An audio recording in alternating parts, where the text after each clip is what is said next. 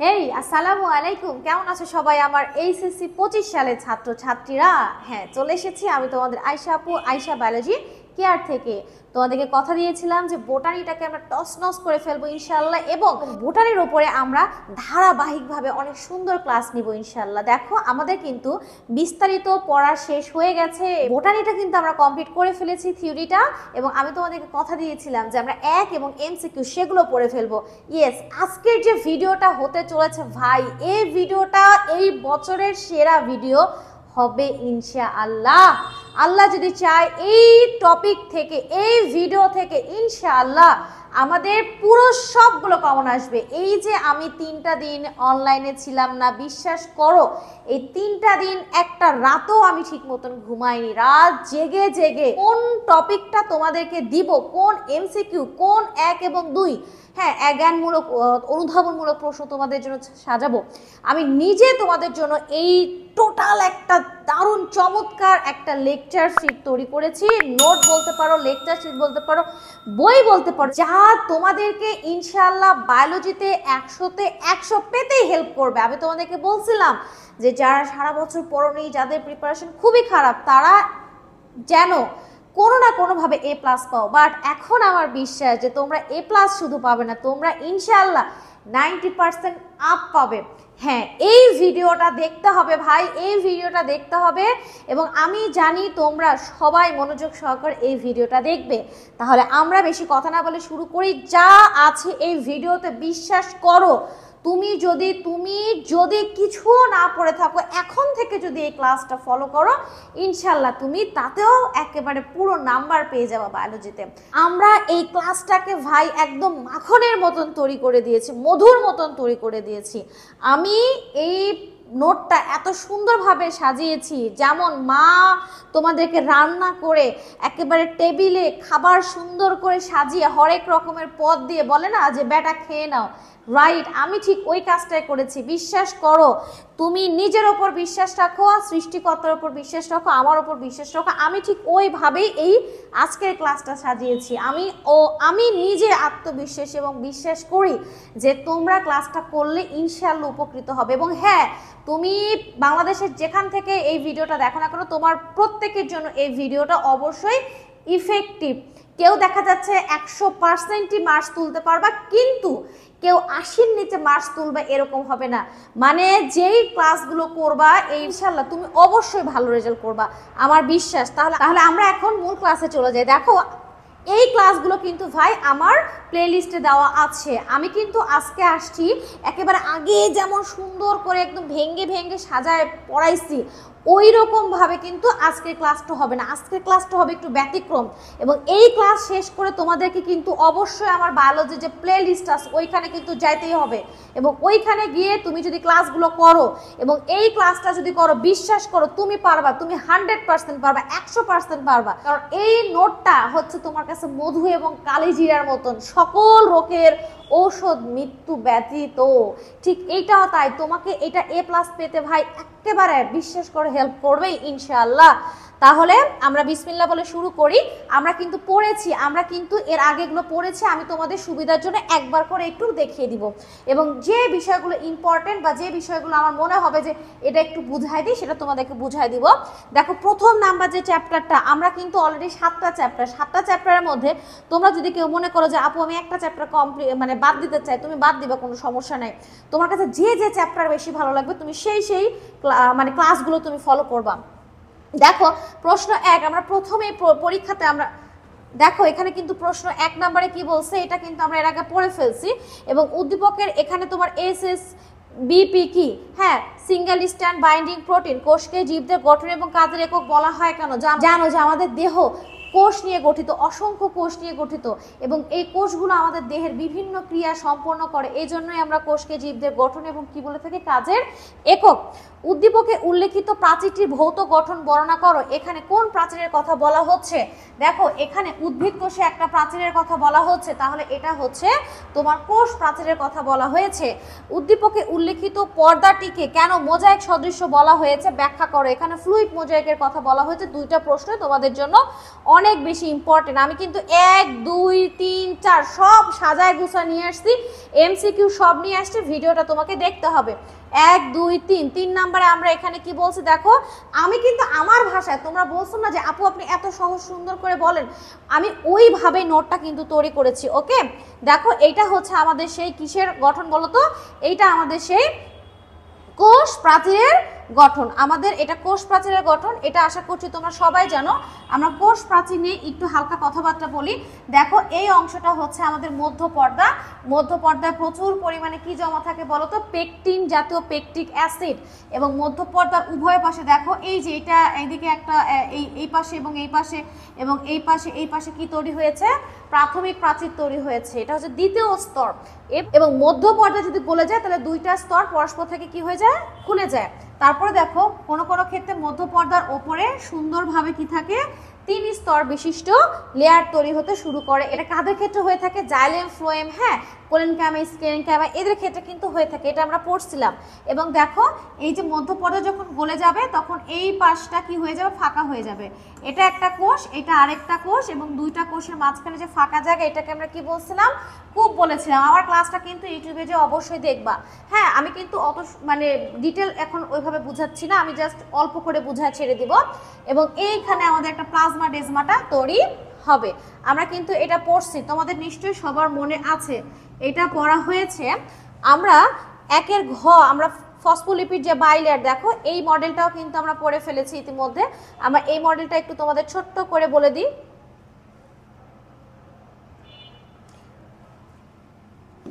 দেখো আমরা এখানে কি দেখতে পাচ্ছি, সুন্দর একটা মডেল। এই মডেলটা হচ্ছে ফ্লুইড মোজাইক মডেল। এটা হচ্ছে কোষের ভেতরের দিকের অংশ, মানে যে দিকটা তোমার ইয়ে থাকবে, সাইটোপ্লাজম থাকবে, এবং এটা হচ্ছে বাইরের দিকের অংশ যেটা কোষ প্রাচীর থাকবে। আমরা আঁকাইছিলাম না যে এই যে দুইটা স্তর ফসফোলিপিড দিয়ে গঠিত, প্রত্যেকটা ফসফোলিপিডে একটা করে মাথা থাকে আর দুইটা করে কি থাকে, লেজ থাকে। মাথাটা হচ্ছে পোলার ফসফেট গ্রুপ আর লেজ দুইটা হচ্ছে অপোলার। দেখো এখানে সুন্দর করে খুবই সুন্দরভাবে দুইটা স্তরে সাজানো আছে, এটা একটা স্তর এবং এটা একটা স্তর। এবং এই অংশ দিয়ে পানি গ্রহণ করে আর এই লেজের অংশ দিয়ে কি করে, পানিগুলো ত্যাগ করে ফেলে। তাহলে এটা হচ্ছে দুইটা স্তর গঠন করবে। এবং এই জিনিসগুলোকে আমরা কি বলছি, এগুলো হচ্ছে আমাদের প্রোটিন। দেখো এই প্রোটিনটা ভেতর বাহিরে আছে, এই জন্য এটাকে আমরা ইন্টিগ্রাল প্রোটিন বলছি। এগুলো হচ্ছে পেরিফেরাল প্রোটিন, এবং কিছু কিছু প্রোটিন আছে যেটা ঝিল্লির ভেতরে প্রথিত থাকে, সেগুলোকে আমরা কি বলছি, লিপিড সম্পৃক্ত প্রোটিন। এবং আমরা আরও একটা জিনিস পড়েছিলাম, সেটা হচ্ছে গ্লাইকোপ্রোটিন পড়েছিলাম এবং গ্লাইকোলিপিড। যদি এই যে কার্বোহাইড্রেট এটা যদি তোমার প্রোটিনের সাথে যুক্ত হয় তাহলে সেটাকে আমরা গ্লাইকোপ্রোটিন বলেছিলাম। এবং যদি এটা লিপিডের সাথে যুক্ত হয়, হ্যাঁ, এই যে ফসফোলিপিডের সাথে যুক্ত হয়েছে চেইনটা, তখন এটাকে আমরা কি বলেছিলাম, গ্লাইকোলিপিড। এবং দুইটাকে একসাথে আমরা কি বলি, চিনির স্তর বলি। এবং এইটা কিন্তু সবসময় কোষ ঝিল্লির বাহিরের দিকেই থাকে, এবং এটা দিয়ে আমরা বুঝতে পারি, দেখে বুঝতে পারি যে এটা হচ্ছে, এটা কি, এটা বাহিরের অংশ। এবং এই যে তোমার ফসফোলিপিডগুলো যদি আমরা তরল কল্পনা করি, এর মধ্যে প্রোটিন বা বিভিন্ন উপাদান ভেসে ভেসে আছে, এই জন্য এটাকে দেখতে অনেকটা কিসের মতন মনে হয় বলো তো, মোজাইকের মতন। এবং এই জন্য এটাকে আমরা কি বলি, ফ্লুইড মোজাইক মডেল বলে থাকি। তাহলে আমাদের প্রথম প্রশ্নটা কিন্তু অনেক বেশি ইম্পর্টেন্ট ছিল। এই প্রশ্নটা তোমরা খুব ভালো করে পড়ে ফেলবা। আমি একেবারে সুন্দর করে বর্ণনা আমি যেভাবে বলছি সেভাবে দিয়েছি। তারপরে দেখো এখানে আমাদের দুইটা অঙ্গাণু দেওয়া আছে, একটা হচ্ছে কে আর একটা হচ্ছে এল। কে বলতে আমরা মাইটোকন্ড্রিয়াকে বোঝাচ্ছি এবং এল বলতে আমরা ক্লোরোপ্লাস্টকে বোঝাচ্ছি। ট্রান্সক্রিপশন কাকে বলা হয় তোমরা নিশ্চয়ই জানো, যে ডিএনএ থেকে ডিএনএ কে আমরা কি বলছি, রেপ্লিকেশন। ডিএনএ থেকে যখন এমআরএনএ তৈরি হবে সেটাকে আমরা কি বলবো, ট্রান্সক্রিপশন। নিউক্লিওটাইড বলতে কি বুঝো, নিউক্লিওটাইডটা আমরা সবাই জানি, নিউক্লিওটাইডটা হচ্ছে একটা ক্ষার থাকবে, একটা কি থাকবে, সুগার থাকবে, এবং একটা ফসফেট থাকবে। একটা কি থাকবে বলো তো, একটা ক্ষার থাকবে, একটা সুগার, এবং একটা যখন ফসফেট থাকবে তখন আমরা সেটাকে কি বলবো, নিউক্লিওটাইড বলবো। আর আমরা যদি ফসফেটটাকে বাদ দিয়ে দিই তাহলে সেটা হয়ে যাবে নিউক্লিওসাইড। উদ্দীপকের এল অথবা কে এর গঠন বর্ণনা করো। এটা আমরা খুবই সুন্দর করে কিন্তু ক্লাস করেছি, প্লে লিস্টে দেওয়া আছে, তোমরা অবশ্যই দেখবা। উদ্দীপকের কে এবং এল এর শারীরবৃত্ত কাজ পরস্পর নির্ভরশীল বিশ্লেষণ করো। আমরা কিন্তু এটাও পড়াশোনা করেছি, তোমাদের কি মনে আছে? এই টপিকটা না থাকলে অবশ্যই কিন্তু ভিডিওটা দেখতে হবে। কে এবং এল এর শারীরবৃত্ত কাজ পরস্পর নির্ভরশীল। এখানে দেখো কে বলতে মাইটোকন্ড্রিয়ার কথা বলছে, তার মানে মাইটোকন্ড্রিয়ার শ্বসন হয় সেটা বোঝাচ্ছে। এবং এল এর শারীরবৃত্ত কাজ, এল বলতে বোঝাচ্ছে ক্লোরোপ্লাস্ট, তার মানে এখানে বোঝাচ্ছে সালোক সংশ্লেষণ। তাহলে শ্বসন এবং সালোক সংশ্লেষণ সংশ্লেষণ এই দুটো যে পরস্পরের উপর নির্ভরশীল, এইটা আমরা কিন্তু খুব সুন্দর করে এর আগে পড়েছি, আমার প্লেলিস্টে দেওয়া আছে। মনে হতে পারে যে আপু কেন বারবার প্লেলিস্টের কথা বলেছে। ভাই রে ভাই, প্লেলিস্টে একবার গিয়ে ঘুরে আসো, এত সুন্দর করে ভিডিওগুলো সাজাইছি এবং এই ভিডিও শেষে একটা দারুণ চমক আছে। চমকটা তোমাকে একেবারে 100তে নিয়ে যাবে ইনশাল্লাহ, কথা দিচ্ছি।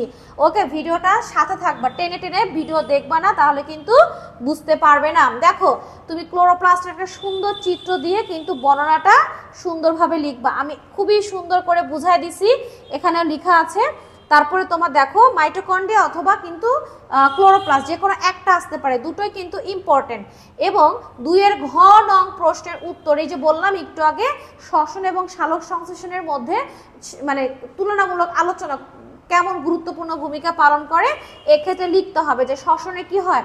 শ্বসনে কার্বন ডাই অক্সাইড প্রাণী ছেড়ে দেয় এবং সেটা গ্রহণ করে উদ্ভিদ সালোক সংশ্লেষণে ব্যবহার করে খাদ্য তৈরি করে, যে খাদ্যটা জীবজগতের একেবারে প্রধান বেঁচে থাকার একটা উৎস। তারপরে সালোক সংশ্লেষণে আবার অক্সিজেন ছেড়ে দেয়, সেটা আবার প্রাণী গ্রহণ করে সেটা নিয়ে শ্বসন কাজ সম্পন্ন করে। হ্যাঁ, তো একে অপরের ওপর নির্ভরশীল শ্বসন এবং সালোক সংশ্লেষণ, সেই কথাটাই এখানে বলা হয়েছে। 3 নাম্বার একটা প্রশ্ন আছে, দেখো এ এবং বি দুইটি জৈব অণু, এ নিজে তার প্রতিরূপ তৈরি করতে পারলেও বি তার প্রতিরূপ তৈরি করতে পারে না, এর সহযোগিতায় বি তৈরি হয়। এখানে জনন কোষ কাকে বলে? ছোট প্রশ্ন, খুব সুন্দর করে পড়বো। জনন কোষ কাকে বলে? শুক্রাণু এবং ডিম্বাণুকে জনন কোষ বলে, অথবা যে কোষ জনন কাজে সাহায্য করে তাকে জনন কোষ বলে। সমীকরণিক বিভাজন বলতে কি বুঝো? এটা 2 নাম্বার চ্যাপ্টার থেকে আসছে। সমীকরণিক বিভাজন, মাইটোসিসকে সমীকরণিক বিভাজন বলা হয় কারণ এক্ষেত্রে অপত্য কোষ এবং মাতৃকোষের ক্রোমোজোম সংখ্যা, গুণাগুণ, ডিএনএ সবকিছু সমান থাকে। এর রাসায়নিক গঠন ব্যাখ্যা করা। আমরা এ বলতে কার কথা বোঝাচ্ছি বলো তো? এ বলতে আমরা ডিএনএ এর কথা বোঝাচ্ছি। আমরা কিন্তু ভিডিওতে ডিএনএ সুন্দর করে ভৌত গঠন, রাসায়নিক গঠন সবকিছু পড়েছি, এটা কিন্তু তোমাদের জন্য অনেক ইম্পর্টেন্ট। ভৌত গঠন, রাসায়নিক গঠন দুটোই পড়বা। এবং এর সহযোগিতা বি তৈরি হয়, বিশ্লেষণ করো। ভাই রে ভাই, মাখন, আমাদের কিন্তু ট্রান্সক্রিপশন পড়তো, কারণ ট্রান্সক্রিপশনটা একটু জটিল, এই জন্য আমি আবারও বুঝাই দিচ্ছি। তবে জটিল না, এটাকে আমি বরফ থেকে পানিতে কনভার্ট করবো ইনশাআল্লাহ। দেখো, এটা হচ্ছে ডাবল হ্যালিক্স এবং এটা সিঙ্গেল হ্যালিক্সে কনভার্ট হয়েছে। তার মানে এই যে ডিএনএ যে জায়গাতে আমরা পড়েছিলাম, ডিএনএ যে জায়গাতে তোমার অ্যাডেনিন থাইমিনের এই ঘনত্বটা অনেক বেশি হবে, ওইটাকে আমরা বলছি প্রোমোটার। এবং ওই প্রোমোটারে বলো তো কি হবে? প্রোমোটারে আরএনএ পলিমারেজ যে এনজাইমটা আছে, সেই এনজাইমটা অংশগ্রহণ করবে এবং অ্যাডেনিন থাইমিন সাইটোসিন গুয়ানিনের মধ্যকার হাইড্রোজেন বন্ধনগুলোকে ভেঙে দিবে। দিয়ে কি করবে বলো তো?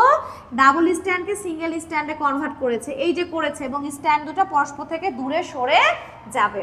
যেহেতু আমাদের এই প্রসেসটা হচ্ছে ডিএনএ থেকে এমআরএনএ এবং এমআরএনএ সর্বদা এক সূত্র, এই জন্য কিন্তু যে কোনো একটা স্ট্যান্ডে ট্রান্সক্রিপশন হবে, 2টা স্ট্যান্ডে নয়।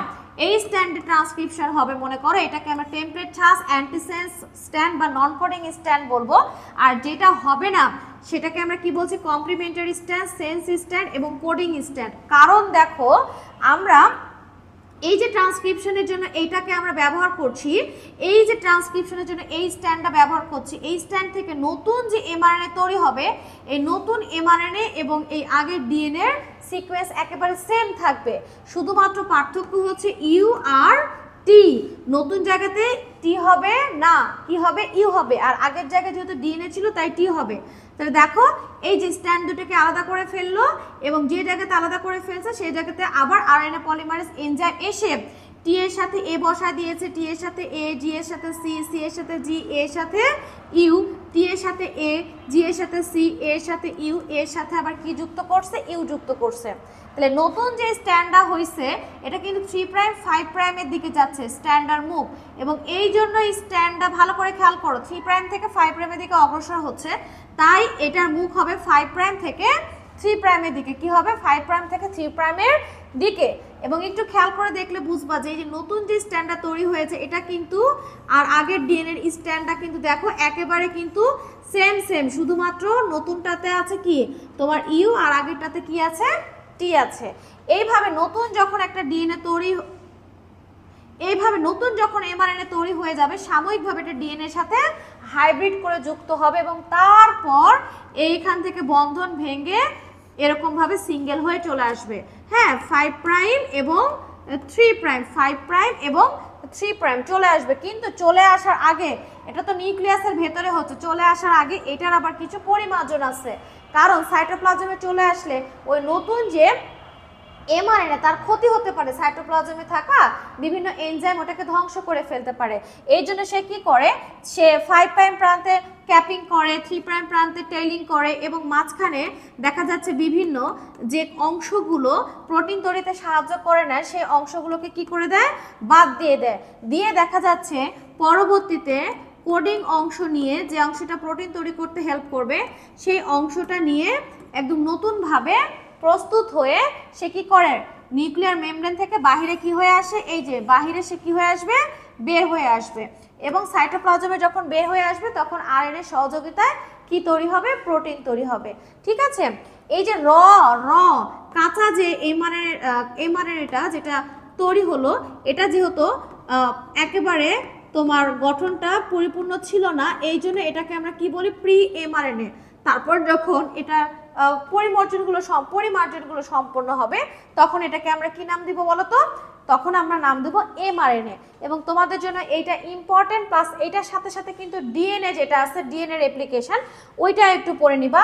এবং ডিএনএ রেপ্লিকেশনের সময় তোমরা যে চিত্রটা ইউজ করবা সেটা হচ্ছে এরকম একটা চিত্র আছে, খুব সহজ সাবলীল ভাষায় এরকম একটা চিত্র দিয়ে দিবা। হ্যাঁ, বিভিন্ন 8-10 লাইন দিয়ে কথাগুলো বলবা যে তোমার যে জায়গা থেকে প্যাচ খুলতে শুরু করে সেটাকে অরি বলা হয়, সেখানে এসে হেলিকেজ এনজাইম যুক্ত হয় এবং অ্যাডেনিন থাইমিনের মধ্যকার হাইড্রোজেন বন্ধনগুলোকে ভেঙে দিয়ে আলাদা করে ফেলে, এভাবে লিখবা। বুঝতে পারছো? তারপর ওখানে সিঙ্গেল স্ট্যান্ড বাইন্ডিং প্রোটিন আর সেই স্ট্যান্ড দুইটাকে আলাদা করে রাখে, হ্যাঁ, যেন সেই জায়গাতে কি না হয়, আবার যুক্ত না হতে পারে। তারপর ডিএনএ পলিমারেজ এসে কি করবে, তোমার দুইটা প্রান্তেই কি করবে, রেপ্লিকেশন করতে শুরু করবে। একটা প্রান্তে কি হবে, রেপ্লিকেশনটা হবে কন্টিনিউয়াসলি, আরেকটা প্রান্তে মানে আরেকটা একটা স্ট্যান্ডে রেপ্লিকেশনটা হবে কন্টিনিউয়াসলি, আরেকটা স্ট্যান্ডে রেপ্লিকেশনটা হবে ডিসকন্টিনিউয়াসলি। কন্টিনিউয়াসলি হলে লিডিং আর ডিসকন্টিনিউয়াসলি হলে আমরা কি বলবো, ল্যাগিং বলবো। হ্যাঁ, এইভাবে একটু ছোট ছোট করে পড়ে ফেলতে হবে।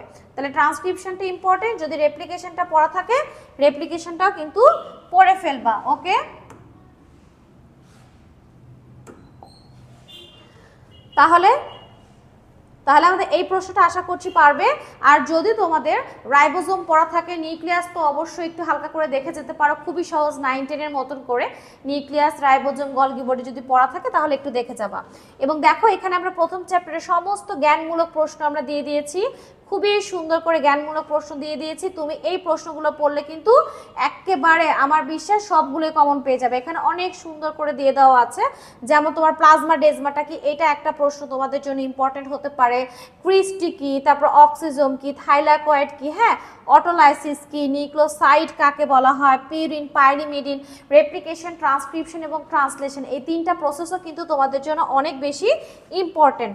জেনেটিক কোড কি, ট্রিপলেট কি, ট্রিপলেটটা হচ্ছে তিনটা তোমার কি থাকতে হবে, বেস থাকতে হবে, তিনটা বেস মিলে একটা করে কি তৈরি করে, ট্রিপলেট তৈরি করে। হ্যাঁ, এটা ইম্পর্টেন্ট। কোডন কি, এখানেও কিন্তু তিনটা করেই বেস থাকবে, বাট কোডনগুলো এক একটা অ্যামাইনো অ্যাসিডকে নির্দেশ করবে, যেমন তোমার হচ্ছে লাইসিন, লিউসিন, আইসোলিউসিন, সেরকম। হ্যাঁ, লোকাসটা একটু পড়তে পারো। হ্যাঁ, যেটা অনেক বেশি ইম্পর্টেন্ট সেটা হচ্ছে সূচনাকারী কোডন এবং সমাপনী কোডন। ট্রান্সক্রিপশন থেকে যখন ট্রান্সলেশন যখন হবে তখন কিন্তু এটা শুরুর একটা নির্দেশ দেওয়ার প্রয়োজন আছে, এবং এই নির্দেশটা দিবে তোমার যে কোডন, এটাকে আমরা কি বলছি, স্টার্ট কোডন, AUG। এবং যেহেতু শুরু আছে তার মানে শেষও হতে হবে। এটা শেষ করার জন্য যে কোডনগুলো কাজ করে সেগুলোকে আমরা কি বলবো, স্টপ কোডন। এখানে 3টা স্টপ কোডন আছে, স্টপ কোডনের নাম কিন্তু পড়তে হবে। তাহলে আমাদের 1 নাম্বার চ্যাপ্টার এটা হচ্ছে জ্ঞানমূলক এবং এগুলো হচ্ছে অনুধাবনমূলক। দেখো এখানে সুন্দর করে দেহকোষ জনকোষের মধ্যে পার্থক্য একেবারে সুন্দর সহজ ভাষায় লেখা আছে। রাইবোজোমকে কোষের প্রোটিন ফ্যাক্টরি কেন বলা হয়, কারণ রাইবোজোমে অনেক বেশি প্রোটিন তৈরি হয় এবং এটাই প্রোটিন তৈরি করে, আদি কোষ বলো প্রকৃত কোষ বলো, এই জন্য এটাকে প্রোটিন ফ্যাক্টরি বলা হয়। গলগি বডিকে কোষের প্যাকেজিং সেন্টার কেন বলা হয়, এটি বিভিন্ন খাদ্য তৈরি করে এবং জমা রাখে। কোষে ট্রাফিক পুলিশের কাজ কি, মানে গলগি বডির কাজ বলতে হবে কোষ প্লেট তৈরি করে করে, এনজাইম তৈরি করে, লাইসোজোম তৈরি করে।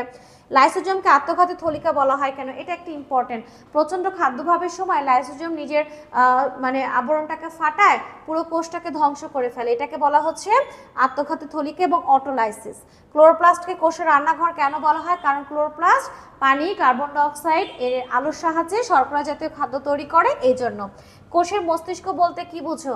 অবশ্যই নিউক্লিয়াসকে মস্তিষ্ক বলা হয়, কারণ নিউক্লিয়াস যাবতীয় কাজের জন্য কি করে? নির্দেশ প্রদান করে, এই জন্য এটাকে আমরা কোষের মস্তিষ্ক বলবো। নিউক্লিওটাইড, ডিএনএ হলো মাস্টার মলিকিউল, এটা আমরা একটু ভালো করে পড়বো। ডিএনএ হলো মাস্টার মলিকিউল। ডিএনএ কে কেন মাস্টার মলিকিউল বলা হয়? মাস্টার শব্দটা কিন্তু আমরা ইউজ করি যে অনেক বেশি গুরুত্বপূর্ণ কাজ করা অথবা যে খুব জ্ঞানী, রাইট? তো আসলে ডিএনএ হচ্ছে অন্যান্য সকল উপাদান যেমন লিপিড, প্রোটিন এগুলো চাইতে অনেক বড় আকারে এবং এটা অনেক গুরুত্বপূর্ণ কাজ করে, যার কারণে এটাকে আমরা মাস্টার মলিকিউল বলছি। ওকে, এই তো এগুলো আমরা একটু সুন্দর করে পড়ে ফেলবো, এগুলো পড়তে থাকবা, তাহলে ইনশাআল্লাহ আর কোনো সমস্যা হবে না। এগুলো প্রথম চ্যাপ্টার থেকে যদি আসে তাহলে এখান থেকে এগুলোই চলে আসবে। সেন্ট্রোমিয়ারের অবস্থান অনুযায়ী ক্রোমোজোম কত প্রকার এবং কি কি, এটাও কিন্তু একটা প্রশ্ন আছে। সেন্ট্রোমিয়ারের অবস্থান অনুযায়ী ক্রোমোজোম হচ্ছে 4 প্রকার। দেখা যাচ্ছে 4টা ক্রোমোজোম আঁকাচ্ছি, আমরা একটু খেয়াল করি। সেন্ট্রোমিয়ারটা যদি মাঝখানে থাকে তাহলে সেক্ষেত্রে বাহু দুটো কি হবে? সমান হবে, এটাকে আমরা কি বলছি? মেটাসেন্ট্রিক। সেন্ট্রোমিয়ারটা মাঝখান থেকে একটু প্রান্তের দিকে গেলে একটা বাহু একটু ছোট আর একটা বাহু একটু বড় হবে, এক্ষেত্রে আমরা এল এর মতন দেখবো। প্রায় প্রান্তের কাছাকাছি গেলে আমরা কি বলবো? এটাকে অ্যাক্রোসেন্ট্রিক বলবো। একটা বাহু অনেক ছোট আর একটা বাহু অনেক বড়, এবং যদি একেবারে প্রান্তে যায় তাহলে কিন্তু এটাকে আমরা টেলোসেন্ট্রিক বলবো, এবং এক্ষেত্রে আমরা শুধু একটা বাহুই দেখতে পারবো এবং এটা আয়ের মতন হবে। কোন দশায় আমরা এটা দেখতে পাবো? অ্যানাফেজ দশায় এটা আমরা দেখতে পাবো, ঠিক আছে? তাহলে আমরা এটা একটু পড়ে রাখবো, হ্যাঁ? কোন অংশটা? সেন্ট্রোমিয়ার অবস্থান অনুযায়ী ক্রোমোজোমের প্রকারভেদ, এটা আমরা একটু পড়বো। তাহলে ওভারঅল আমাদের 1 নাম্বার চ্যাপ্টার থেকে কিন্তু এই অংশগুলো পড়লেই হয়ে যাবে ইনশাআল্লাহ। 2 নাম্বার চ্যাপ্টারটাতে আমরা একটু চলে আসি। বারবার বলছি আজকে কিন্তু আমরা ক্লাসটা একেবারে আগায় নিব, গুছায় নিব, মানে পরীক্ষার আগের রাতে তুমি এই ভিডিওটা দেখলে কিভাবে তোমার আর বই পড়তে হবে না। বিশ্বাস করো, এটা আমি বইয়ের অল্টারনেটিভ হিসেবে তৈরি করছি, এবং এগুলো পড়লে তোমার আর কোনো টেনশন নেই। এই যে দেখো, আমরা এই ক্লাসটা কিন্তু খুব সুন্দর করে নিয়েছি। যেমন এখানে আমরা উদ্দীপক দেখতে পাচ্ছি, এম এবং এন। এম দ্বারা মাইটোসিস, এন দ্বারা মিওসিসকে বোঝানো হচ্ছে, এবং উদ্দীপক এম এর তৃতীয় দশা সচিত্র বর্ণনাটা তো আমরা পড়েছি, তাই না? মেটাফেজের সচিত্র বর্ণনা দিতে হবে, এবং এম এবং এন পরস্পর নির্ভরশীল ব্যাখ্যা করো। মানে আমরা এটাও সুন্দর করে ইউটিউবে দিয়ে দিয়েছি, প্লেলিস্টে আছে। মাইটোসিস এবং মিওসিসের যে বিষয়গুলো সেগুলো আমরা সুন্দর করে তুলনামূলক আলোচনা করব। মানে দুটোই যে পরস্পরের উপর নির্ভরশীল, মিওসিসের ফলে যে জননকোষ তৈরি হচ্ছে এবং সেটার মিলনের ফলে জাইগোট তৈরি হচ্ছে, আবার জাইগোটের বিভাজনে হয়ে বহুকোষী জীব তৈরি হচ্ছে, সেই জীবের মধ্যে আবার জননাঙ্গ তৈরি হচ্ছে, জননাঙ্গের মধ্যে আবার জননমাতৃকোষ, সেখানে আবার মিওসিস, আবার জননকোষ, মানে একটা সাথে আরেকটা অতপ্রতভাবে জড়িত, ঠিক আছে? সেই কথাগুলোই বলা হচ্ছে। মুক্ত নিউক্লিয়ার বিভাজন কাকে বলে? এটা কিন্তু একটা প্রশ্ন। মনে করো একটা নিউক্লিয়াসের মনে করে একটা কোষের নিউক্লিয়াসটা হ্যাঁ বারবার বিভাজন করছে, কিন্তু কোষের সাইটোপ্লাজমের বিভাজন হচ্ছে না, তখন আমরা তাকে কি বলবো? মুক্ত নিউক্লিয়ার বিভাজন। এবং এই ফলে কি হয় জানো? একটা কোষের মধ্যে অনেক নিউক্লিয়াসের সৃষ্টি হয়। সিনাপসিস কাকে বলা হয়? সিনাপসিস, হ্যাঁ, সিনাপসিসটা হচ্ছে বাইভ্যালেন্ট তৈরির একটা প্রসেস। এটা আমাদের প্রোফেজ 1 এর জাইগোটিন ও উপপর্যায়ে হয়ে থাকে। তাহলে এটা আমরা একটু পড়বো। দেখো এখানে 1 নাম্বার দেওয়া আছে, তারপর 2 নাম্বার প্রশ্ন দেওয়া আছে, 3 নাম্বারের প্রশ্ন দেওয়া আছে, সবগুলো এত সুন্দর করে দিয়েছি। আমাদের এখানে কিন্তু প্রোমেটাফেজ পর্যায়ে মেটাফেজ দেওয়া হয়েছে, বাট তোমরা কিন্তু প্রোমেটাফেজ পড়বা না, শুধু মেটাফেজ পড়বা। এটা বোঝার সুবিধার জন্য আমি অ্যাড করেছি, তোমরা শুধু মেটাফেজ পড়বা। এই প্রশ্নটা তোমাদের জন্য ইম্পর্টেন্ট, আল্লাহ পাক চাইলে কিন্তু এভাবেই আসবে। আবার দেখো 2 নাম্বার চিত্র কিন্তু আমরা প্রায় সেম দেখতে পাচ্ছি, এখানেও একই প্রশ্ন আমরা দেখতে পাচ্ছি। প্রথমটা সিনাপসিস কি আর ইন্টারকাইনেসিস বলতে কি বোঝো? ইন্টারকাইনেসিসটা কিন্তু মিওসিসের ক্ষেত্রে হয়। মিওসিস 1 এবং 2 এর মাঝখানে যে গ্যাপটা থাকে, একটা বিরতি, ওইটাকে আমরা বলছি ইন্টারকাইনেসিস। উদ্দীপকের চিত্র 1 এ যে ধাপে মেটাকাইনেসিস ঘটে তার চিত্র সহ বর্ণনা দেখো। ওই যে মেটাফেজ, এটা দিতে হবে। চিত্র 1 এবং চিত্র 2 প্রক্রিয়াটি তুলনামূলক বিশ্লেষণ করো। পার্থক্য দেখো, আমি কত সুন্দর করে এই পার্থক্যগুলো তোমাদের জন্য সাজিয়েছি, এবং আমরা মেটাফেজের সুন্দর বর্ণনা দিয়ে দিয়েছি যে মেটাফেজে অনেক বেশি পরিমাণে ক্রোমোজোমগুলো কয়েলিং করতে থাকে, কনডেনসেশন হয়, সুপার কয়েলিং হয়, যার ফলে ক্রোমোজোমগুলো একদম খাটো হতে হতে হতে একেবারে ছোটোখাটো এবং মোটা হয় এবং স্পষ্ট হয়। অণুবীক্ষণ যন্ত্রে আমরা এগুলোকে দেখতে পাই এবং শেষে ক্রোমোজোম লম্বালম্বিভাবে সেন্ট্রোমিয়ার সহ কি হয়ে যায়, বিভক্ত হয়ে যায় এবং এই পর্যায়ে এসে আমরা নিউক্লিওলার মেমব্রেন কিছুই দেখতে পারবো না, অদৃশ্য হয়ে যাবে। দেখো এই যে পার্থক্যটা আমরা অনেক সুন্দর করে সাজিয়ে দিয়েছি, যদি এইভাবে লিখতে পারো ভীষণ ভীষণ ইফেক্টিভ। এখানে টিচার একটা নম্বরও কাটতে পারবে না ইনশাআল্লাহ। আমরা 3 নাম্বার প্রশ্নে কি সেট করেছি, মিওসিস 1 এর প্রোফেজ 1 এর দ্বিতীয় ও তৃতীয় উপপর্যায়। এখানে ট্রান্সক্রিপশন কাকে বলে, নিউক্লিওটাইড কাকে বলে, দেখেছো এক প্রশ্ন বারবার আসছে, মানে আমি যে নোটটা দিচ্ছি ইনশাআল্লাহ এখান থেকে 100% কমন।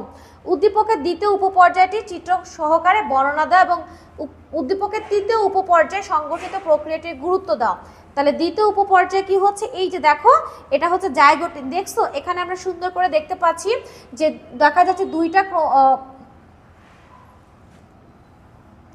দেখো এখানে আমরা কি দেখতে পাচ্ছি, এখানে খুব সুন্দরভাবে দুইটা করে কি করেছে, ক্রোমোজোম জোড় বেঁধেছে। হ্যাঁ, এবং এই ক্রোমোজোমগুলোকে বলা হয় হোমোলোগাস ক্রোমোজোম, একটা বাবার কাছ থেকে আসবে একটা মায়ের কাছ থেকে আসবে এবং বৈশিষ্ট্যগুলো কিন্তু একই রকম থাকতে হবে। জোড় বাঁধাকে আমরা কি বলছি, জোড় বাঁধার প্রক্রিয়াকে সিনাপসিস বলছি এবং এটাকে আমরা বলছি বাইভ্যালেন্ট। তাহলে এখানে আমরা 4টা ক্রোমোজোম দেখতে পাচ্ছি কিন্তু বাইভ্যালেন্ট দেখতে পাচ্ছি কয়টা, 2টা। তার মানে ক্রোমোজোম যতগুলো বাইভ্যালেন্ট হবে তার অর্ধেক। হ্যাঁ, এবং এই যে এই বাইভ্যালেন্ট তৈরি হচ্ছে এটা কিন্তু অনেক বেশি তোমার ইম্পর্টেন্ট আসে, যে বাইভ্যালেন্ট তৈরি হয় কখন বা তোমার হচ্ছে সিনাপসিস কি, খুব ভালো করে পড়বা। 3 এর 4 এর ক্ষেত্রে আমরা বলেছি ক্রসিং ওভার, তাহলে ক্রসিং ওভারের গুরুত্ব আমাদের পড়তে হবে। ক্রসিং ওভার হয় বলেই কিন্তু বাবা এবং মায়ের, আমরা সুন্দর করে ভিডিওটা দিয়েছি, দেখতে হবে ক্লাসগুলো প্লেলিস্টে। আমরা ক্রসিং ওভার হয় বলে কিন্তু পিতা মাতার মিশ্র বৈশিষ্ট্য আমাদের মধ্যে স্থানান্তরিত হয়েছে। ফসলি উদ্ভিদের জন্য এটা ভীষণ বৈচিত্র্যময়, জেনেটিক ম্যাপ তৈরি করতে এটা সাহায্য করে, এটা অনেক বেশি গুরুত্বপূর্ণ। আর যদি তোমার মাইটোসিস এবং মিওসিসের গুরুত্ব পড়া থাকে তাহলে কিন্তু অবশ্যই দেখে রাখবা। দেখো এখান থেকে অনেক জ্ঞানমূলক প্রশ্ন দেওয়া হয়েছে, ক্যারিওকাইনেসিস কি, সাইটোকাইনেসিস কি, সুন্দর করে নিউক্লিয়াসের বিভাজনকে আমরা ক্যারিওকাইনেসিস বলি, সাইটোপ্লাজমের বিভাজনকে আমরা সাইটোকাইনেসিস বলি। কোষচক্র কাকে বলা হয় বলো তো, একটা কোষের বিভাজন, বৃদ্ধি, প্রস্তুতি, এই পর্যায়গুলোকে একসাথে আমরা কি বলছি, কোষ চক্র। হ্যাঁ, মিওসিস কাকে বলে বলো দেখি, যখন নিউক্লিয়াস 2বার এবং ক্রোমোজোম 1বার বিভাজিত হবে, 4টা কোষ তৈরি হবে এবং অপত্য কোষে ক্রোমোজোম সংখ্যা মাতৃকোষের অর্ধেক হয়ে যাবে, তাকে আমরা কি বলছি, মিওসিস। কাজ বাকি এটাও আমরা পড়েছি, ওই যে ক্রসিং ওভারের সময় যখন একটার সাথে আরেকটা নন সিস্টার ক্রোমাটিড যুক্ত হয় এবং ওই জায়গাটা ভেঙে যায়, ইংরেজি এক্স অক্ষরের মতন হয়, ওইটাকে আমরা কি বলি, কাইজমা। এবং পরে যখন একটার সাথে আরেকটা অংশের বিনিময় হয় ওইটাকে আমরা কি বলি, ক্রসিং ওভার।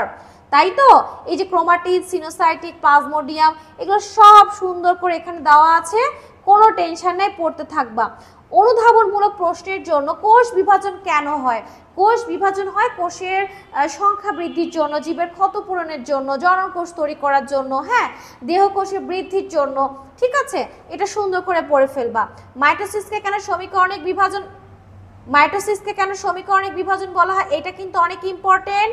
এবং অনিয়ন্ত্রিত মাইটোসিস কাকে বলে, মনে করো আমাদের কোষের মধ্যে সিস্টেম আছে, হ্যাঁ, কিছু প্রোটিন থাকে যেগুলো খারাপ কোষগুলোকে বিভাজন হতে দেয় না।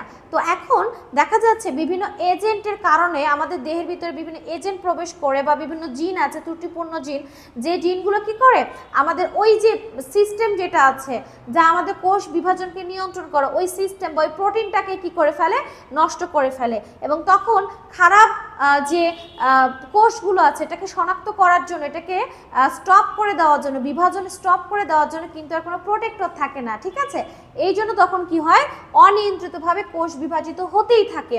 এবং এরা এত দুষ্টু, এই খারাপ কোষগুলো এত দুষ্টু যে এদের বৃদ্ধি বিভাজনের জন্য কোনো গ্রোথ ফ্যাক্টর লাগে না, এরা নিজেরাই গ্রোথ ফ্যাক্টর তৈরি করে ফেলে এবং প্রচুর পরিমাণে বিভাজন করে দেহের ক্ষতি সাধন করে, ক্যান্সার, টিউমার, এই বিষয়গুলো ঘটায়।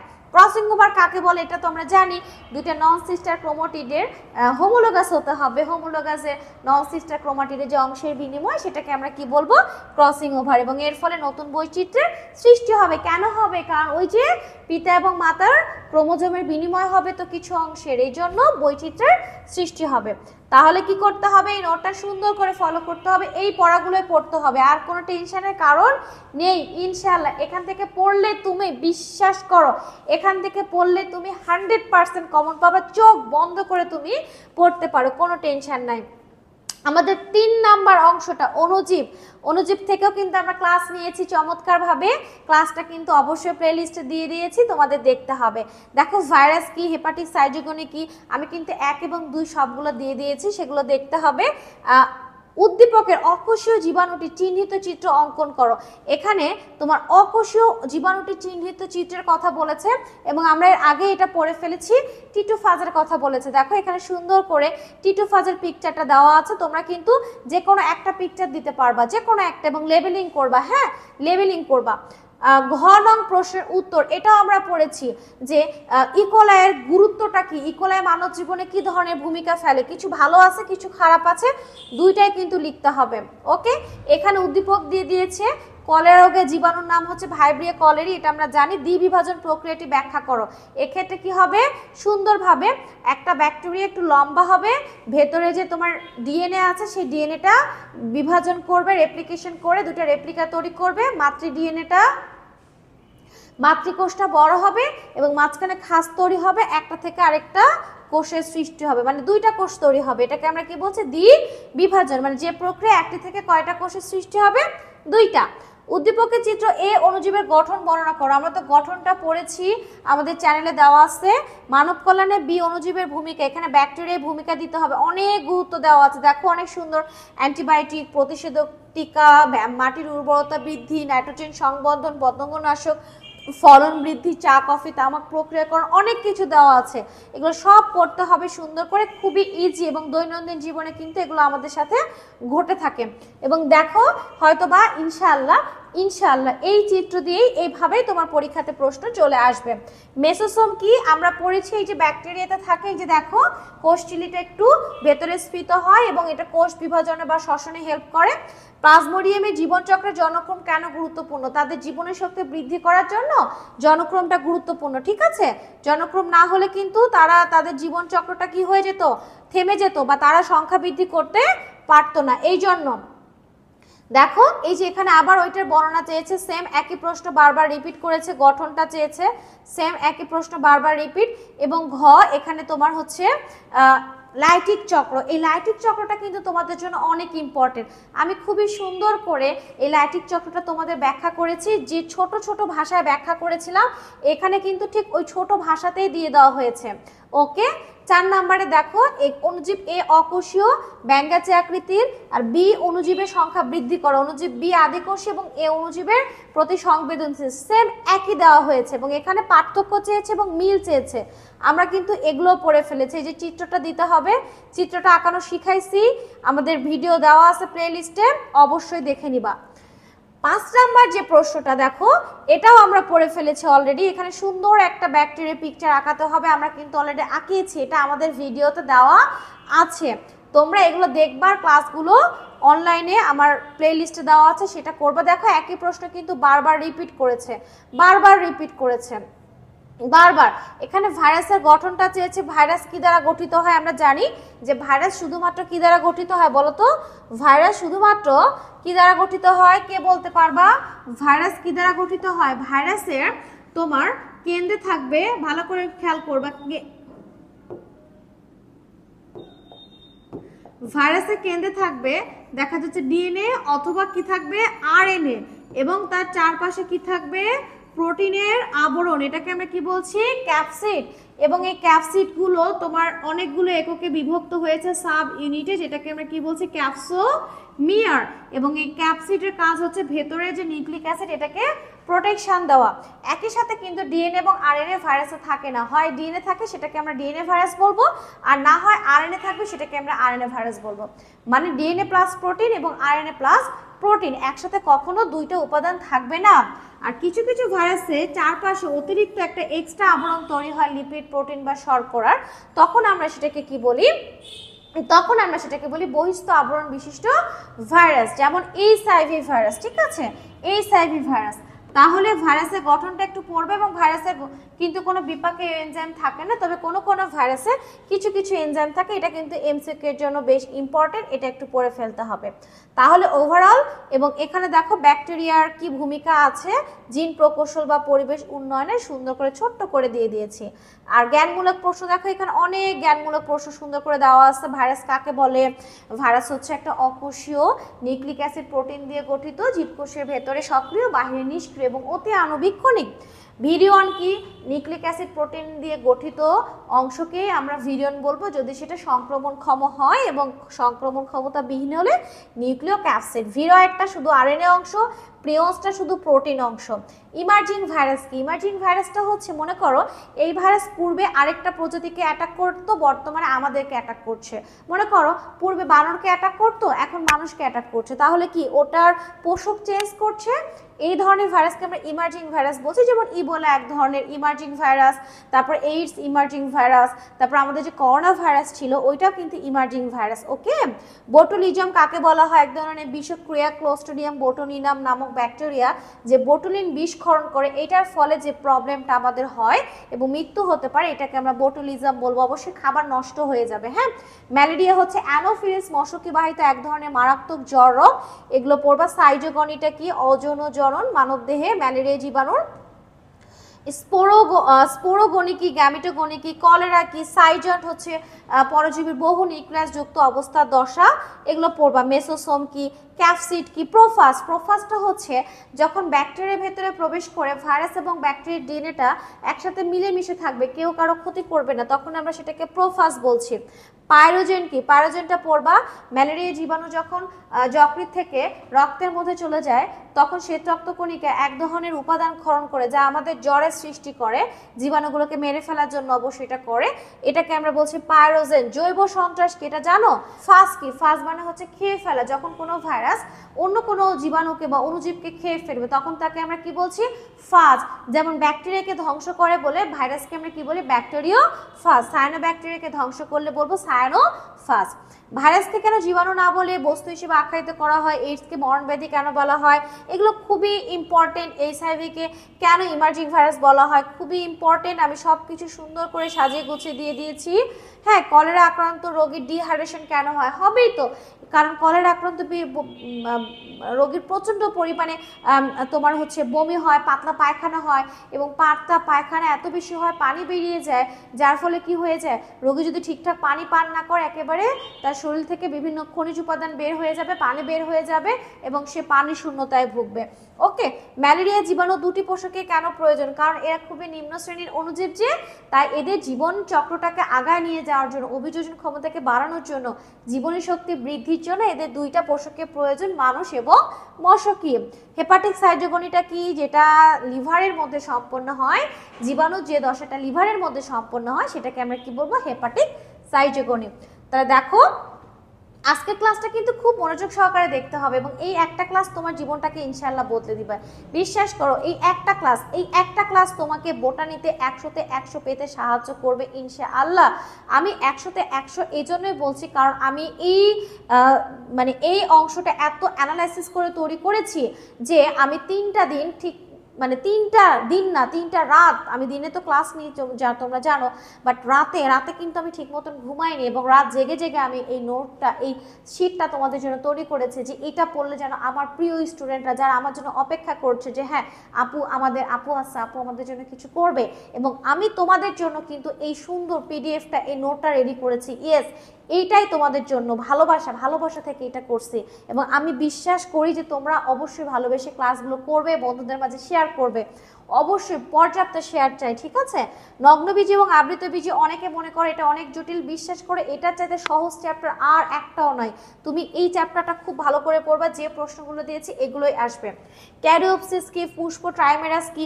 ক্যারিওপসিসটা হচ্ছে ফল, এক ধরনের ফল, ধানের ফলকে ক্যারিওপসিস বলা হয়। পুষ্প ট্রাইমেরাস যদি একটা ফুলের 3টা পাপড়ি বা তার গুণিতক হয় সেটাকে আমরা ট্রাইমেরাস বলবো। উদ্দীপক গ্রুপ আর এর অন্তর্ভুক্ত উদ্ভিদসমূহ খাদ্য নিরাপত্তা গুরুত্বপূর্ণ। আর বলতে বোঝাচ্ছে পোয়েসি গোত্র, যেখানে ধান, গম, ভুট্টা এগুলো আছে, এগুলোর গুরুত্বটা সুন্দর করে লিখতে হবে খাবারের ক্ষেত্রে অবশ্যই। উদ্দীপকের গ্রুপ কি এবং আর এর মধ্যে কোনটি অধিকতর উন্নত ব্যাখ্যা করো। অবভিয়াসলি এটা উন্নত, এটা উন্নত নয়, এটা দুইটা তুলনামূলক আলোচনা দিতে হবে। দেখো এখানে সুন্দর করে দেওয়া আছে, খুবই সুন্দর করে দেওয়া আছে, নো টেনশন।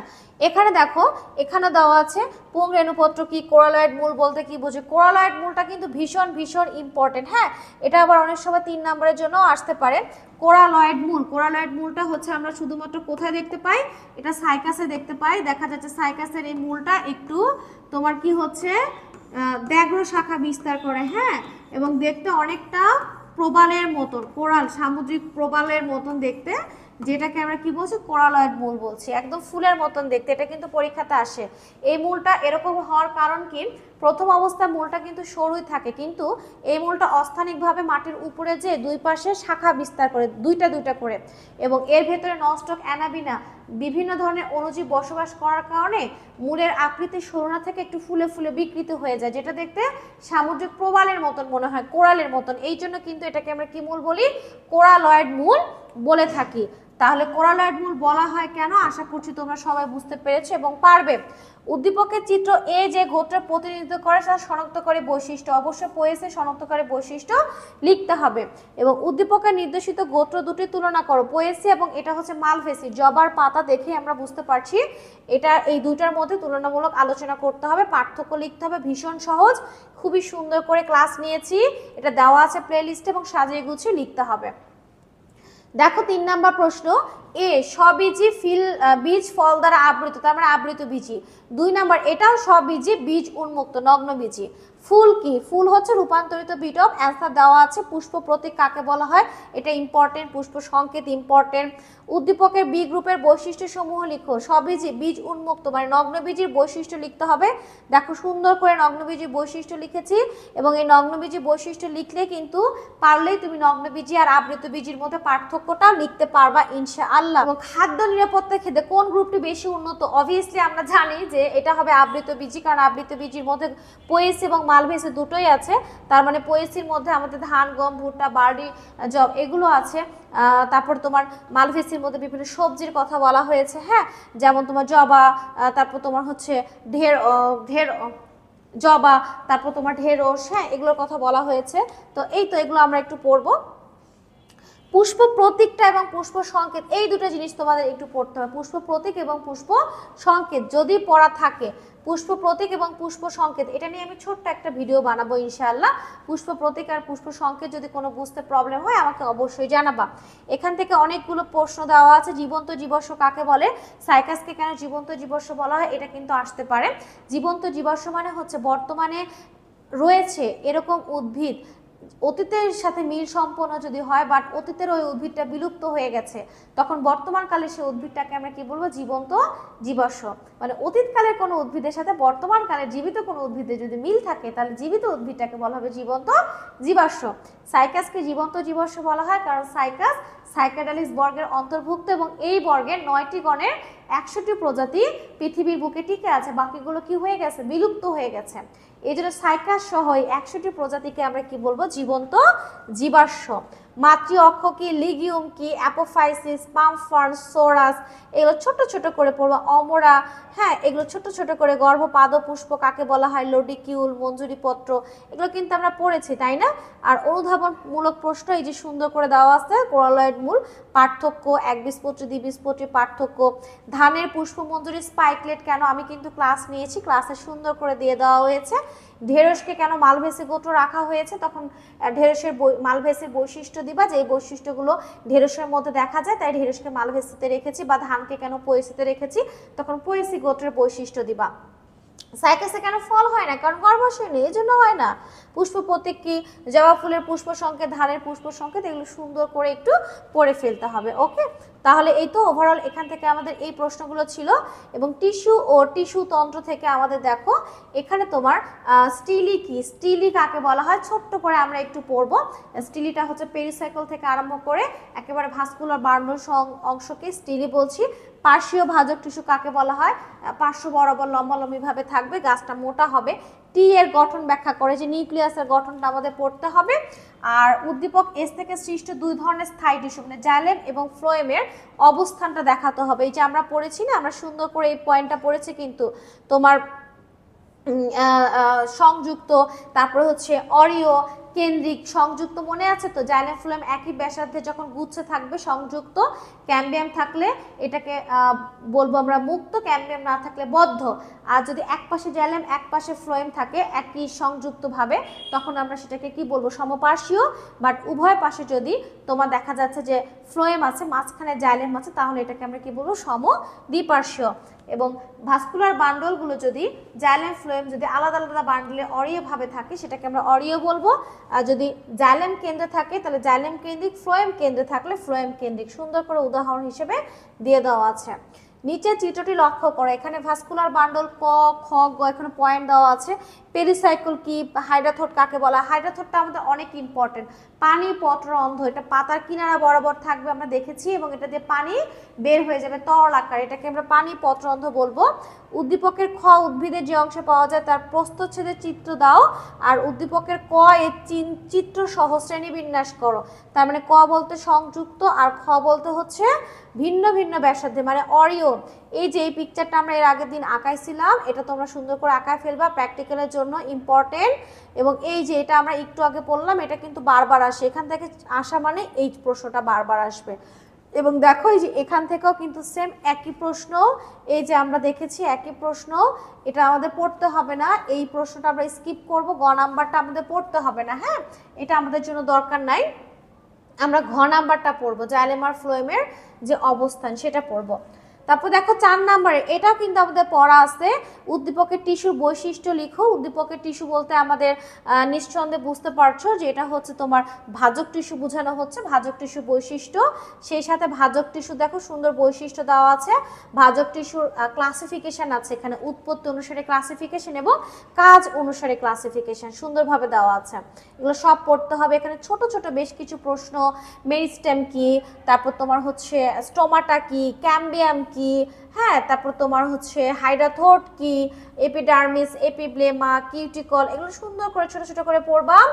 আর অনুধাবন প্রশ্নের জন্য পার্শ্বীয় ভাজক টিস্যু, এই যে ভাজক টিস্যু বৈশিষ্ট্য আমরা একটু আগে পড়লাম, তারপরে হচ্ছে স্টোমাটা কি কাজ করে, তারপরে হাইড্রাথোড কাকে বলে, পত্ররন্ধ্র, পানি পত্ররন্ধ্রের মধ্যে পার্থক্য ছোট ছোট করে, হ্যাঁ, ভাস্কুলার টিস্যু তন্ত্র কি জিনিস, মেসোফিল কি, রক্ষী কোষ কি, এগুলো ছোট্ট ছোট্ট করে একটু পড়ে ফেলতে হবে। আমরা কিন্তু বারবারই বলছি আমি ক্লাসটা দ্রুত নিচ্ছি, কারণ আমি কিন্তু এর আগে এগুলো সুন্দর করে পড়াই দিছি, প্লে লিস্টে দেওয়া আছে, এটা খুব ভালো করে পড়বা। ওকে, উদ্ভিদ শারীরতত্ত্ব, এইটা যদি তোমাদের কাছে ভালো না লাগে তোমরা কিন্তু এটাকে স্কিপ করতে পারো, ঠিক আছে, এটাকে স্কিপ করতে পারো। এটা 1 নম্বর প্রশ্ন। দেখো এটা হচ্ছে এই যে চিত্রটা দেওয়া হয়েছে, এই চিত্রের কতে দেখানো হয়েছে কেলভিন চক্র এবং খতে দেখানো হয়েছে হ্যাস এবং স্ল্যাক চক্র। আমি যে ভিডিওটা এর আগে দিয়েছি আমি কিন্তু ওখানে কয়ের পরিবর্তে খ লিখে ফেলেছিলাম, হ্যাঁ, এই জন্য তোমার কেলভিন চক্রটাই আমার মাথায় ছিল, বাট ওখানে লিখতে গিয়ে খ হয়ে গেছে। এটা অবশ্যই তোমার কেলভিন চক্র অ্যান্সারটা বেশি ইম্পর্টেন্ট, হ্যাস এবং স্ল্যাক চক্রটাও আসতে পারে, তবে কেলভিন চক্রটা বেশি আছে, বর্ণনা আসে না, রেখাচিত্র দেওয়া আসে, এবং হ্যাস এবং স্ল্যাক চক্রের মধ্যে পার্থক্যটা আসে, ঠিক আছে। এই যে দেখো এখানে সুন্দর করে দিয়ে দিয়েছি আমি, এটা এর আগে বর্ণনা করে পড়িয়েছি, এটা ভালো করে পড়বা। যদি ক আসে তাহলে আমরা কি দিব? কেলভিন চক্র, আর খ আসলে আমরা হ্যাস এবং স্ল্যাক চক্র দিব। এই চক্রটা পড়বা কারণ এখান থেকে কিন্তু এমসিকিউ আসে। ওকে, এমসিকিউ অনেক বেশি ইম্পর্টেন্ট এই চ্যাপ্টার থেকে। 2 নম্বরে আমরা দেখি কি আছে, এখানে প্রশোধন কি, ফটোফসফোরাইলেশন কি, উদ্দীপকে উল্লেখিত প্রথম উদ্ভিদদ্বয়ের কার্বন ডাই অক্সাইড বিজারণের গতিপথ রেখাচিত্রের মাধ্যমে দেখা। সেম প্রশ্ন, দেখো এই যে সেম প্রশ্ন, এই যে সেম প্রশ্ন দেওয়া আছে, সেম উত্তর দেওয়া আছে, একই প্রশ্ন বারবার চলে আসছে। এবং দেখো এখানেও কিন্তু তোমার উদ্দীপকে উল্লেখিত প্রক্রিয়া দুটির মধ্যে যেটি শিল্পে অবদান রাখে তা ব্যাখ্যা করো, মানে অবাধ শ্বসন সম্পর্কে একটু ব্যাখ্যা ছোট্ট করে, যে অবাধ শ্বসনে কি তৈরি হয়, তোমার ল্যাকটিক অ্যাসিড তৈরি হয় বা ইথাইল অ্যালকোহল তৈরি হয়, এবং এই ধাপে মাত্র 2টা এটিপি তৈরি হয়। এখানে সুন্দরভাবে এটা বর্ণনা দেওয়া আছে। এখানে গ্লুকোজের অসম্পূর্ণ জারণ হবে, আর তার সাথে পাইরুভিক অ্যাসিডের কি হবে? বিজারণ হবে। এখানে মাত্র 2টা এটিপি তৈরি হবে। দেখো সবাদ এবং অবাতের মধ্যে এখানে তোমার সাদৃশ্য এবং বৈসাদৃশ্য দেওয়া আছে, এখানে সুন্দর করে আমি দিয়ে দিয়েছি, খুব ভালো করে পড়বা। আচ্ছা, এরপরে দেখো এই যে এই প্রশ্নটা, এটা কিন্তু তোমাদের জন্য অতটা ইম্পর্টেন্ট না, তারপরে জাস্ট একটু ছোট করে পড়ে রাখতে পারো। পত্ররন্ধ্রের গঠন, পত্ররন্ধ্রের কাজ, এটা পড়ে রাখতে পারো। এবং দেখো এই প্রশ্নটা বারবার চলে আসছে, এই যে কেলভিন চক্রটা বারবার চলে আসছে, হ্যাঁ বারবার। এখানে দেখো এই প্রশ্নটা আমরা পড়েছি যে ডি এর প্রথম ধাপের বিক্রিয়া সমূহ ছকের মাধ্যমে দেখো, মানে গ্লাইকোলাইসিসকে বোঝানো হয়েছে। এটা আমরা বিস্তারিতভাবে আলোচনা করেছি কিন্তু এই মানে এর আগের ক্লাসে এবং ভিডিও দেওয়া আছে। এখানে কিন্তু সালোক সংশ্লেষণ এবং অবাধ শ্বসনের মধ্যে কোনটা অধিক গুরুত্বপূর্ণ সেটা পড়তে হবে। অবভিয়াসলি সালোক সংশ্লেষণটা বেশি গুরুত্বপূর্ণ, আমরা দুইটার গুরুত্বই আগে লিখবো, লেখার পরে লাস্টে আমরা কি লিখবো, সালোক সংশ্লেষণ। কারণ সালোক সংশ্লেষণ না হলে তো আমরা খাদ্যই পেতাম না, আমরা তো মারা যেতাম, তাই না? আচ্ছা, জ্ঞানমূলক প্রশ্ন এখানে অনেক দেওয়া আছে, তোমার সবগুলো ইম্পর্টেন্ট এবং খুবই অল্প করে আমি দিয়েছি। যা দিয়েছি ওগুলোর মধ্যে থেকেই তুমি কমন পাবা, এটার বাহিরে এক্সট্রা কিচ্ছু লাগবে না, তুমি এগুলোই সুন্দর করে পড়ে ফেলবা, কোনো টেনশনের কারণ নেই। দেখো এখানে জ্ঞানমূলকের ক্ষেত্রে ম্যাক্রোমৌল, যে মৌলগুলো অনেক বেশি পরিমাণে প্রয়োজন সেগুলোকে ম্যাক্রোমৌল বলা হয়। পানির ফটোলাইসিস বলতে কি বুঝো, এই যে পানি ভেঙে, আলোর সাহায্যে পানি ভেঙে যখন অক্সিজেন, হাইড্রোজেন, ইলেকট্রন এগুলো তৈরি করবে তখন আমরা সেটাকে ফটোলাইসিস অফ ওয়াটার বলবো। সালোক সংশ্লেষণ কাকে বলা হয়, শর্করা জাতীয় খাদ্য তৈরি করার প্রসেস, হ্যাঁ। তারপর তোমার এটিপি এর পূর্ণ নাম পড়বা। ফটোফসফোরাইলেশন কাকে বলা হয়, কোনো কিছুর সাথে সূর্যের আলোর উপস্থিতিতে অজৈব ফসফেট যুক্ত করাকে ফটোফসফোরাইলেশন বলা হয়। শ্বসন কি, লিমিটিং ফ্যাক্টর কি, হ্যাঁ এগুলো পড়বা। ফটো রেসপিরেশন এটা কিন্তু অনেক ইম্পর্টেন্ট, এটা C3 উদ্ভিদের ক্ষেত্রে হয়, C4 এটা হয় না। এবং এই ফটো রেসপিরেশন আলোর সাহায্যে খাদ্যটাকে ভেঙে ফেলে, শক্তি উৎপাদন কিন্তু এটাতে হয় না। কিন্তু এই খাদ্য তৈরির পরিবর্তে খাদ্যটা ভাঙে বলে খাদ্য তৈরি C3 উদ্ভিদে কি হয়ে যায়, কমে যায়। C3 C4 এর মধ্যে পার্থক্য। তারপর তোমার হচ্ছে এটিপিকে জৈব মুদ্রা কেন বলা হয়, গ্লাইকোলাইসিস বলতে কি বুঝো, যে প্রক্রিয়ায় গ্লুকোজ ভেঙে যায়, এক অণু গ্লুকোজ ভেঙে দুই অণু পাইরুভিক অ্যাসিড তৈরি করে সেটাকে আমরা গ্লাইকোলাইসিস বলি। এইটা ভালো করে পড়তে হবে। আখ কেন C4 উদ্ভিদ, কারণ আখে C4 চক্র সম্পন্ন হয়, এই জন্য এটাকে C4 উদ্ভিদ বলা হয়ে থাকে। সবাত অবাধ শ্বসনের মধ্যে পার্থক্যটা অনেক ইম্পর্টেন্ট। কিন্তু শ্বসনিক হার বলতে কি বুঝো, শ্বসনিক হারটা হচ্ছে যে পরিমাণে কার্বন ডাই অক্সাইডটা ত্যাগ হবে সেই এবং যে পরিমাণে অক্সিজেন ব্যবহৃত হয়েছে সেটার মোল সংখ্যার একটা অনুপাত। টিসিএ চক্র বলতে কি বুঝো, এটা একটু ছোট্ট করে পড়বা। ফার্মেন্টেশন বা গাজন কি, এবং ফিনিশিংটা হচ্ছে আমাদের জীব প্রযুক্তি। জীব প্রযুক্তিটা তোমরা খুব ভালো করে পড়ে ফেলবা। তবে হ্যাঁ, তোমরা যদি 1 নাম্বার চ্যাপ্টার, 2 নাম্বার চ্যাপ্টার মানে কোষ ও কোষের গঠন, কোষ বিভাজন, অণুজীব, তারপরে হচ্ছে তোমার নগ্নবীজে আবৃতবীজী উদ্ভিদ, হ্যাঁ, এবং টিস্যু ও টিস্যুতন্ত্র, এই 5টা চ্যাপ্টার পড়ে ফেলো, তুমি ইনশাআল্লাহ 100% কমন পাবা। এই চ্যাপ্টার দুটো তুমি যদি না পড়তে চাও না পড়বা, এতে কোনো সমস্যা নেই। দেখো এখানে জিনোম সিকোয়েন্সিং বলতে কি বুঝো, ওয়াই এর ধাপসমূহ ধারাবাহিকভাবে লিখো। ওয়াই বলতে আমরা বুঝছি যে তোমার টিস্যু কালচারটা কিন্তু খুবই গুরুত্বপূর্ণ একটা প্রসেস। উদ্ভিদের যে কোনো সজীব অংশ, সেটা হচ্ছে পাতা হতে পারে, ফুলের অংশ হতে পারে, মুকুলের অংশ হতে পারে, সেটা যখন আমরা আবাদ মাধ্যমে কালচার করব তখন সেটাকে আমরা কি বলবো, টিস্যু কালচার। এবং এই পদ্ধতিতে ছোট্ট একটা টিস্যু থেকে একটা অণুচারা তৈরি করব। ওকে, এটা আমাদের জন্য অনেক বেশি ইম্পর্টেন্ট একটা পদ্ধতি এবং এই প্রসেস। ফার্স্টে আমরা মাতৃ উদ্ভিদ থেকে এক্সপ্ল্যান্ট কালেকশন করব এবং সেটা আবাদ মাধ্যমে রাখবো। আবাদ মাধ্যম কি দিয়ে তৈরি করব, পানি, সেখানে ম্যাক্রো মাইক্রো এলিমেন্ট, তারপর ফাইটো হরমোন।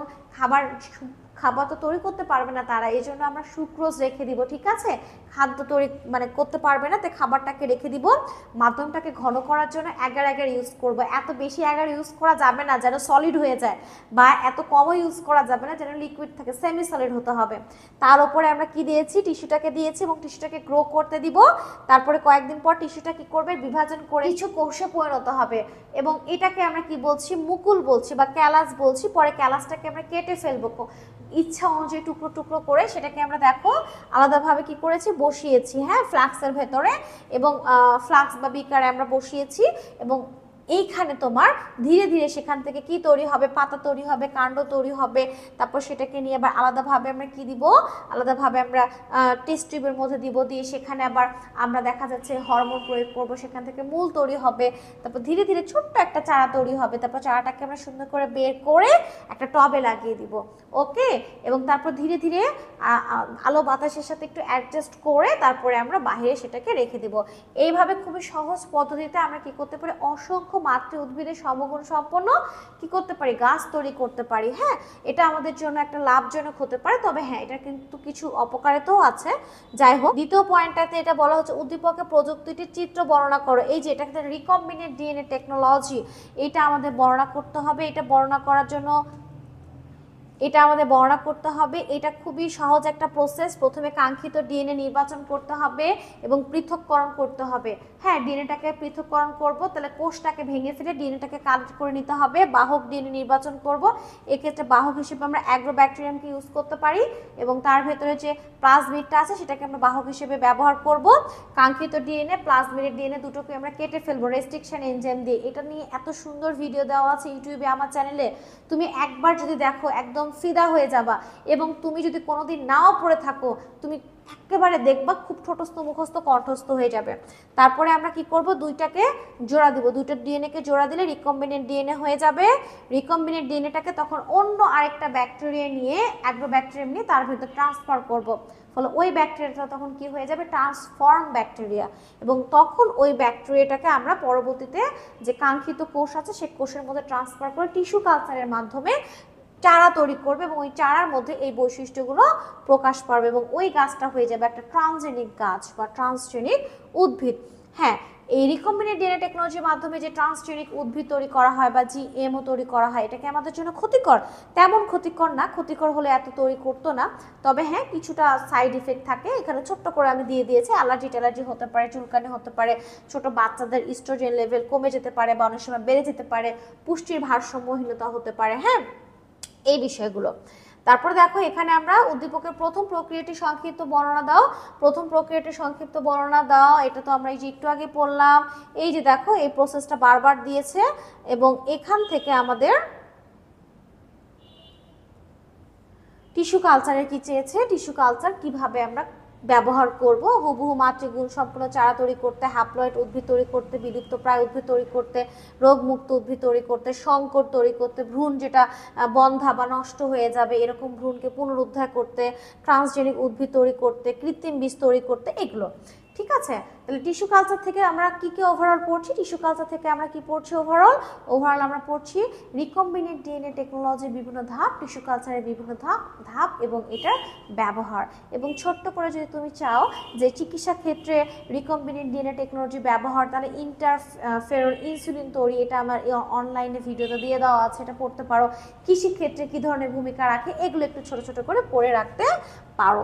লাইগেজ এনজাইম কি, রেস্ট্রিকশন এনজাইম কি? লাইগেজটা হচ্ছে কেটে ফেলা ডিএনএটাকে জোড়া দেওয়ার জন্য, আর রেস্ট্রিকশন এনজাইমটা হচ্ছে ডিএনএটাকে কাঙ্ক্ষিত অংশটাকে কেটে ফেলার জন্য এই রেস্ট্রিকশন এনজাইমটা আমরা ইউজ করব। হ্যাঁ, ক্যালাস কি? ক্যালাস হচ্ছে তোমার একেবারে অবয়বহীন একটা কি টিস্যু মন্ড, যার কোনো আকার আকৃতি কিচ্ছু নাই। ওকে, রেস্ট্রিকশন এনজাইমকে আণবিক কাছে কেন বলছি, সূক্ষ্মভাবে ডিএনএ সিকোয়েন্স কেটে ফেলে এই জন্য। ট্রান্সজেনিক প্রাণী কাকে বলা হচ্ছে, যে প্রাণীর তৈরি করা হবে অবশ্যই মডিফাইড ডিএনএটা ট্রান্সফার করার মাধ্যমে, সেটাকে আমরা কি বলছি, ট্রান্সজেনিক প্রাণী বলছি।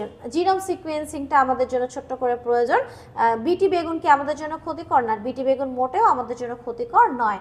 দেখো আমি এত সুন্দর করে এখানে সাজিয়েছি এমসিকিউ, তোমরা যদি এই এমসিকিউটা ফলো করো তোমরা 100%, আমি কথা দিচ্ছি যে এইটা তুমি 25-এর মধ্যে 25টাই এমসিকিউ কমন পাবা। এমসিকিউ এর ব্যাপারে কোনো অপশন নাই যে এমসিকিউ পাবে না, 100%। আর তুমি যদি এমসিকিউ 25টাতে 25টা পাও তাহলে তুমি কিন্তু 90+ পাবে ইনশাআল্লাহ। তাহলে যাদের মনে এখনো ভয় যে কি হয়, হ্যাঁ তাদের জন্য এই এমসিকিউটা চমৎকার একটা ইফেক্টিভ ব্যাপার। মানে কিচ্ছু না, তুমি শুধু এই এমসিকিউগুলো ফলো করে যাবা, তুমি এই সুন্দর মতন এইটা দেখে গেলেই তুমি পরীক্ষাতে পেয়ে যাবা। এই যে এতটা সুন্দর নোটটা সাজিয়েছি শুধুমাত্র তোমাদের জন্য, তোমরা খুব ভালো করে কিন্তু এই ক্লাসটা ফলো করবে এবং ক্লাসে যা বলেছি এই ক্লাসের ভিডিওটা A to Z দেখে সেই অনুপাতে তোমরা ভালো করে পড়াশোনা করতে থাকবে। আমি তোমাদেরকে কি করছি দেখো, আমি একটা চমৎকার কাজ করে ফেলছি। কি করে ফেলছি, অনেক সময় এমসিকিউ থাকে তো উত্তর থাকে আলাদা জায়গায়, ওইটা দেখতেই তো আমার জীবন শেষ রে বাবা। আমার এখন ইয়ানফসি কিয়ামতের সময়, এখন আমি যদি ওই একটা পাতায় এমসিকিউ আরেকটা পাতায় উত্তর এইটা খুঁজতে যাই, আমার কি সময় আছে?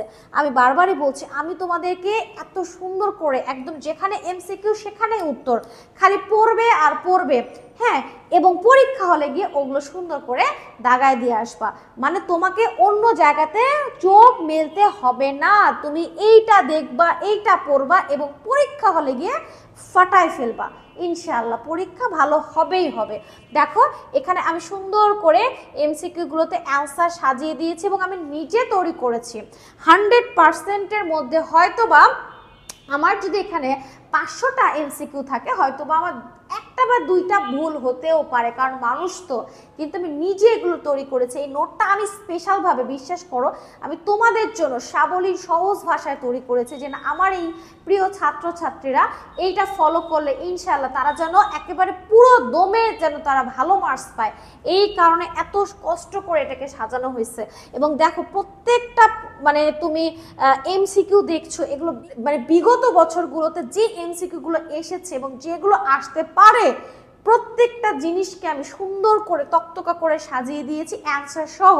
তুমি শুধু পড়বে, যে কোনো প্রবলেম হলে কিন্তু আমাকে মেসেজ দিতে পারো বা কমেন্টে জানাবো, আমি অবশ্যই কমেন্ট চেক করে সেই অনুপাতে তোমাদের সাথে কথা বলবো ইনশাআল্লাহ। তাহলে দেখো এখানে আমরা প্রথম চ্যাপ্টার থেকে কিন্তু আমরা যে প্রশ্নগুলো সেট করেছি, আমরা প্রথম চ্যাপ্টার থেকে 100টা আমরা সাজিয়েছি এমসিকিউ, আমরা 100টা সাজিয়েছি এবং এই 100টা এমসিকিউ থেকে প্রথম চ্যাপ্টার থেকে যদি আসে তুমি 100টা এমসিকিউ এর মধ্যে থেকেই তুমি পাবা ইনশাআল্লাহ। 5টা দিলেও তুমি এখান থেকে পাবা, 10টা দিলেও তুমি এখান থেকে পাবা। আমরা যে দ্বিতীয় চ্যাপ্টার দেখো, দ্বিতীয় চ্যাপ্টার থেকে কিন্তু আমরা কতগুলো এমসিকিউ সাজিয়েছি, 90টি এমসিকিউ। তার মানে প্রথম চ্যাপ্টারও আমাদের জন্য অনেক ইম্পর্টেন্ট, দ্বিতীয় চ্যাপ্টারও কিন্তু আমাদের জন্য অনেক ইম্পর্টেন্ট। দ্বিতীয় চ্যাপ্টার ছোট হলেও কিন্তু এটা আমাদের জন্য ইম্পর্টেন্ট। এই এমসিকিউ গুলো তোমাকে খুব সুন্দর করে ভালো করে পড়তে হবে এবং এইগুলোই কিন্তু পরীক্ষাতে চলে আসবে। অনুজীব যে চ্যাপ্টারটা, এই অনুজীব চ্যাপ্টার থেকে কিন্তু আমরা কতগুলো এমসিকিউ পেয়েছি দেখো, আমরা অনুজীব চ্যাপ্টার থেকে আমরা এমসিকিউ সাজিয়েছি 75টা। এই 75টা এমসিকিউ পড়লেই তুমি এখান থেকে যদি একটা এমসিকিউ আসো তুমি সেটাও পাবা ইনশাআল্লাহ। আমাদের নগ্নবীজি আবৃত বীজি, দেখো এই চ্যাপ্টারটা কিন্তু অনেক ইম্পর্টেন্ট এবং একই রকম প্রশ্ন বারবার চলে আসছে, ঘুরায় পেঁচায় আসছে, সহজ করে আসছে। আমি সব দিয়ে দিয়েছি, সহজ করে আসো, ঘুরায় আসো, কিভাবে আসবে সব তোমরা অ্যান্সার করতে পারবে, কারণ এই যে দিয়ে দিছি, খালি পড়তে থাকবা, কোনো টেনশন নাই। দেখো এখান থেকে আমরা 85টা এমসিকিউ পেয়েছি। তার মানে প্রথম দ্বিতীয় এই চ্যাপ্টারগুলো কিন্তু অনেক ইম্পর্টেন্ট এবং মানে অনুজীব যে চ্যাপ্টারটা, নগ্নবীজ এই চ্যাপ্টারটা ইম্পর্টেন্ট, আমরা এতগুলো এমসিকিউ পেয়ে গেছি। টিস্যু এবং টিস্যু তন্ত্র, এটাও একটা মজার চ্যাপ্টার এবং এখান থেকে সুন্দরভাবে সাজায় গুছায় এমসিকিউ গুলো দিয়ে দেওয়া হয়েছে। এখানে সবগুলো এমসিকিউ তুমি সুন্দর করে পড়তে পারবা, সবগুলো এমসিকিউ সব। দেখো এখানে তোমার এমসিকিউ কতগুলো দিয়ে দেওয়া হয়েছে, এখানে 79টা এমসিকিউ দেওয়া হয়েছে। মনে হতে পারে আপু 79টা কেন, আমার কাছে 79টাই মনে হয়েছে গুরুত্বপূর্ণ, তাই আমি 79টাই দিয়েছি। 80টা দিতে পারতাম, দিইনি, কারণ আরেকটা আমার প্রয়োজন মনে হয়নি। আমি 79টা দিয়েছি কারণ আমার মনে হয়েছে 79টা থেকেই তুমি প্রশ্ন কমন পাবা ইনশাআল্লাহ। এর চাইতে কম পড়া যাবে না, এর চাইতে কম পড়া গেলে সমস্যা, কারণ আমি তো প্রশ্ন করিনি, আমি তো প্রশ্ন দেখে মানে প্রশ্ন করলেও আমি তোমাদেরকে বলতাম না, কারণ প্রশ্ন আউট করে দাও পাপ, ঠিক আছে।